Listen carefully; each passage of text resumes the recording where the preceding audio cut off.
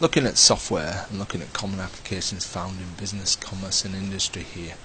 We're looking at the features of these particular pieces of software, some of which you might know something about, you may have used, and some of which you may have heard the names of, and some of which you may not know at all.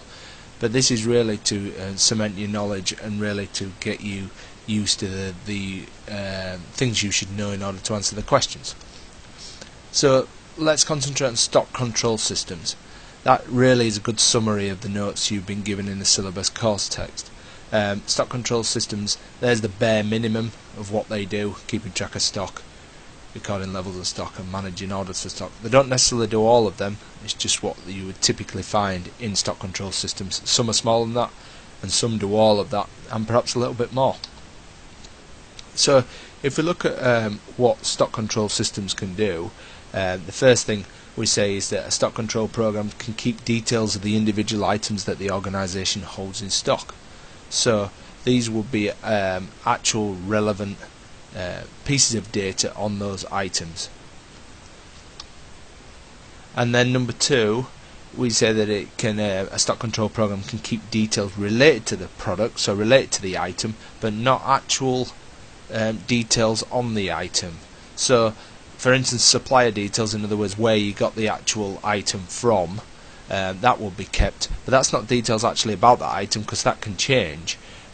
These are related pieces of information, such that related parts, if you had a particular piece of stock and then it had related parts that went into that, or spare parts that made up that, then that might be detailed with it as well. And stock control programs can also be to do with the use of goods, and the best example of that is when you're hiring something out, hiring out a piece of machinery for instance. So some of the details you'll need to keep on that will be kept in by a stock control program, and they would not be details about the actual product, neither would they be what we classified in the last one about related to the product. They'd be a little bit different because these would be to do with the use of the actual product, or the goods in this case we call it. But really, when we're looking at stock control programs, the majority nowadays, especially when you think of like warehousing and that kind of thing, they deal with order processing. Order processing is defined as to keep details of stock levels and manage the order or reorder of stock. And that graph there really does give you a clear example of exactly what happens in this fourth section on stock control programs. But there are other systems which are covered in this particular look at business, industry and commerce. Payroll systems, they're worth knowing about because payroll systems are really there to process workers' pay, calculate workers' pay. You can also call that wages or salaries. So to process workers' pay in an organisation is a good definition. But typical retail and business systems you'll also need to know about, or need to be able to define or talk about the features are. Point of sale systems.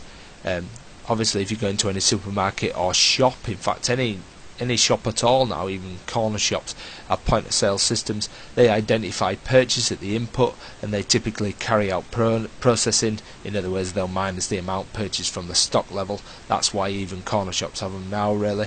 And then the output will be the dealing with the payment, but it can also be producing the receipt, calculating the whole bill, that kind of thing. Don't forget they might not all do this, all of the things, but they'll do some of the things. But there's a good summary of those things. Marketing systems also come under this as well, and that can be something as simple as a desktop publishing package, a web design package, and then things like database mail merging systems come under that as well. And lastly, you need to be aware of CAD/CAM if you don't know what CAD/CAM is. CAD being computer aided design and CAM being computer aided manufacture. Now CAM usually sits with CAD, but CAD can be bought on its own. So really we're looking at CAD in designing a commodity. So CAD's the design product, and then the manufacture of it, and we define that as a CAM is to manufacture the design created by a CAD system. Simple as that. And they're used really in industrial systems.